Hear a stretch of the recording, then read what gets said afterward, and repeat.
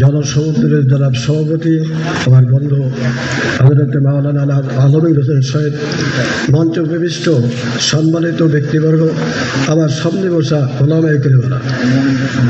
মহান আল্লাহ তাআলা বলছেন, বিসমিল্লাহির রহমানির রহিম, ক্বাদ আফলাহা মান যাক্কাহা। এই আয়াত আমরা জানি। আজ গোটা বাংলাদেশ কেন, গোটা পৃথিবীতে যে ইসলামের আলোকে নির্বাপিত করার চেষ্টা করছে, কিন্তু আমরা ঘুমিয়ে আছি।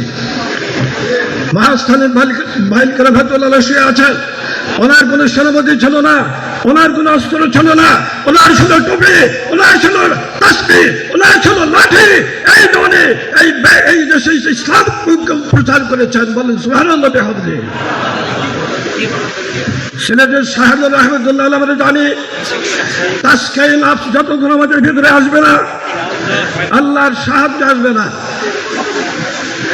আল্লাহ বলেছেন, যারা নিজের নফসকে পরিষ্কার করলো, আলা ইন্না ফিল জাসাদি মুসকাতা মুত্তাফাকুন আলাইহিল হাদিস, আমরা সবাই জানি। কিন্তু আমার বন্ধুবার জেনে আজকে সভাপতি উনি বহুদিন আগে উনি শাসক গ্রহণ করেছেন আপনার মেদিনীপুর হুজুর কাছে, আমি জানি। এই যে আমরা চিৎকার করছি ইসলামের জন্য, ইসলামকে পতাকা উন্নয়ন করার জন্য, আমরা ঐক্যবদ্ধ না হলে এই কাজ হবে না। কি কথা ঠিক না?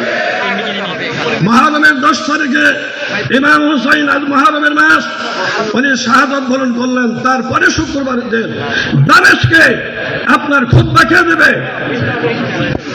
তখন ওই মাহফিলে উপস্থিত ছিলেন মসজিদে হযরত জয়নুল আবদিন ইমাম। বংশের ছেলে তো হবে না। একজন লোক বলছে, বাবা ইমাম বংশ তো ধ্বংস হয়ে গেছে, তুমি একজন আছো, তুমি খুতবাতে এজিদের নাম নেবে।